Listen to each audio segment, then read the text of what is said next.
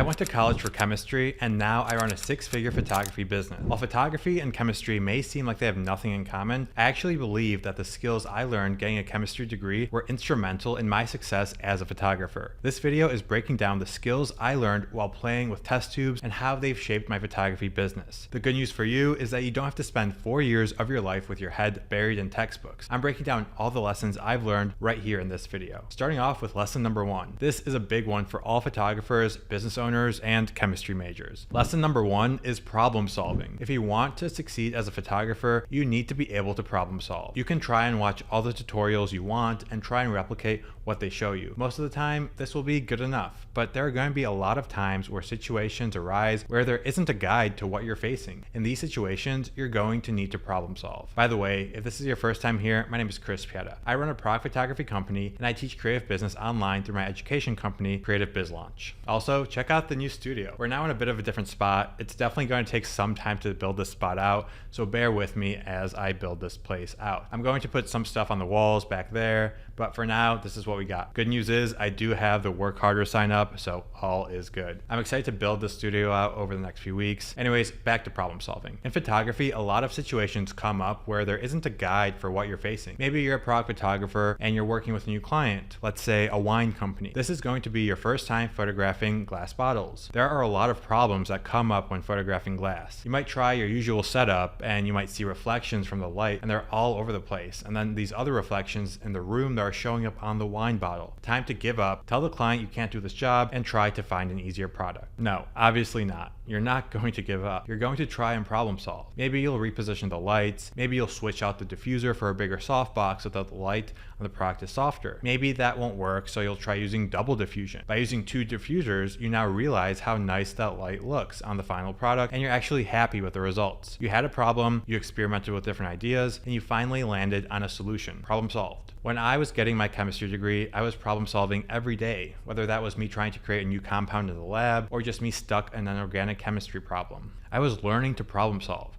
I was learning to think critically, and it's paid off. These days, when I have an issue inside my photography business, I'm able to think critically through it. When I wasn't getting as many clients as I wanted, I reassessed my approach. Were my cold emails not compelling enough? Was there something wrong with my landing page? Was my DKIM not set up properly, so was I landing in spam? The spam folder is the last place you want to ever be, yet most photographers sending cold emails land in spam folders all the time because they don't know how to properly set up their emails. By the way, we teach the proper way to send cold emails inside of Creative Biz Launch. The program is opening back up in just a couple weeks now. The waitlist is down below. This will be a limited launch just like last time, so be sure to reserve your spot. Okay, so we know we need to become expert level problem solvers, and this happens through a lot of practice. What about lesson number 2? What's the second parallel between getting a chemistry degree and my photography?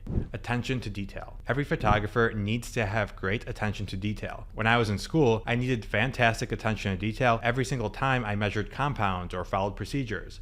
I had to be precise and everything had to be accurate.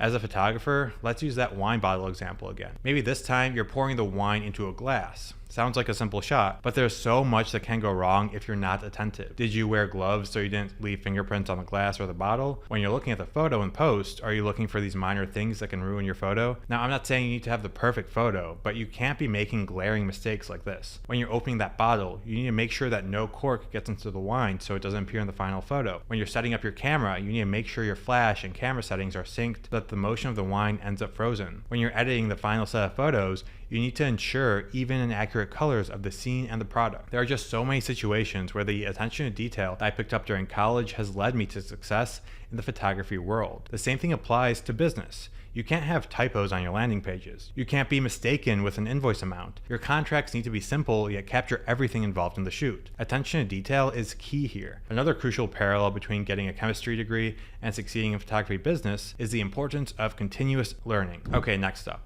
Another crucial parallel between getting a chemistry degree and succeeding in photography is the importance of continuous learning. You might think that once you've mastered the fundamentals of photography and business, you're good to go. But the truth is, both chemistry and photography are constantly evolving fields. In chemistry, there's always new research, new techniques, and new applications being discovered. On the same note, in photography, there are always new tools, methods, and styles to explore. Take my experience, for instance. Even though I've been in the photography business for years, I'm always on the lookout for fresh ideas and techniques to enhance my work. Whether it's watching online tutorials or simply experimenting with different equipment and genres, I make sure to stay on top of the latest industry trends. By doing so, I've not only sharpened my skills, but also kept my work fresh and relevant in the ever-changing landscape of product photography. Right now, everyone is talking about AI, and rightfully so. Will AI replace photographers? It's too early to tell, but by equipping myself with the knowledge of AI photography, I can both educate my clients on this and potentially use this with my clients, and also teach all of my students inside Creative Biz Launch these techniques. My mission is to make the Creative Biz Launch community well equipped for long-term business success, so it's up to me to stay on top of all the new trends. Okay, let's talk about lesson number 4, experimentation and adaptability. Let's dive deeper into how these concepts have shaped my photography business. In chemistry, we often needed to try different approaches or make adjustments when an experiment didn't go as planned. This mindset of being adaptable and open to change is incredibly valuable in the world of photography. To truly excel in photography, you must be willing to explore new techniques and styles. This might involve experimenting with different lenses, new lighting techniques, or post-production software. And by pushing the boundaries of your creativity, you'll discover new ways to capture stunning product images that set you apart from the competition. One example from my own experience involved a particularly challenging shoot for a jewelry brand. The client wanted a unique look that would emphasize the intricate details of their pieces. To achieve this, I experimented with new ways to use my current lens, my 24 to 70mm. I actually learned that it's way easier to just use a higher megapixel camera rather than a macro lens for the shoot. I didn't have to focus stack, and through this process, I not only learned the new skills, but also delivered exceptional results that exceeded the client's expectations. By being adaptable and willing to experiment, I was able to rise to the challenge and grow my photography business. Real quick here, I want to let you guys know of something I'm super stoked about. I was just on the Photographer Mindset podcast with Seth and Aaron. I was humbled that they had me on the show since it's the biggest podcast I've ever appeared on. We talked about how AI is affecting photographers, we dived into my story and how I went from chemistry major to creative business owner, and walked through actionable habits and mindset practices that you can implement today to help grow as a photographer or filmmaker. Link to the episode is down below. Okay, next up, lesson number 5. Time management and organization. Running a successful photography business is not just about taking great photos. It's also about managing your time and staying organized.